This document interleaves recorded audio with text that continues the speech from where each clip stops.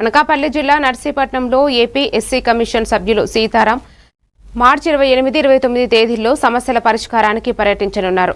రాష్ట్ర SC corporation director Kondru Maridaiah వివరాల ప్రకారం 28న ఉదయం 10 గంటల నుంచి మధ్యాహ్నం 1 గంట వరకు అర్జీలు స్వీకరించి 2:30 నుంచి 5 గంటల వరకు అధికారులతో సమీక్ష నిర్వహిస్తారు.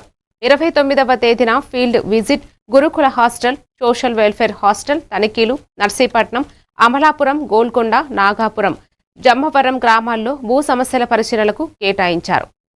కార్యక్రమంలో జిల్లా విజిలెన్స్ అండ్ మానిటరింగ్ కమిటీ సభ్యులు, రెల్లి హక్కుల పోరాట సమితి నాయకులు పాల్గొంటారు. నర్సీపట్నం డివిజన్లో ఉన్నటువంటి దళిత సోదరులందరికీ కూడా నమస్కారాలు తెలియజేస్తున్నాను. నా పేరు కొండ్రు మరిడియ. నేను SC corporation state mall corporation డైరెక్టర్గా ఉన్నాను. మరి ఈరోజు మీడియా ముందుకు రావాల్సిన అవసరం ఏంటంటే, రేపు 28వ తారీఖు శనివారం, ఆదివారం 2 రోజులు కూడా ఎస్సీ కమిషన్ సభ్యులు ఆంధ్రప్రదేశ్, కానీ ఆ రోజు నుంచి ఈ రోజు వరకు కూడా నర్సీపట్నం ఏరియాని ఎస్సీ కమిషన్ చూసిన దాఖలాలు లేవు.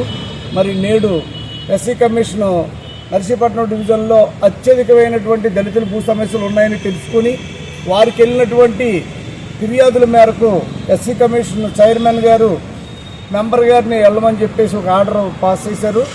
దానిలో భాగంగానే రావాడ సీతారాం గారు ఎస్సీ కమిషన్ మెంబర్ హోదాలో నర్సీపట్నం ఇచ్చేస్తున్నారు.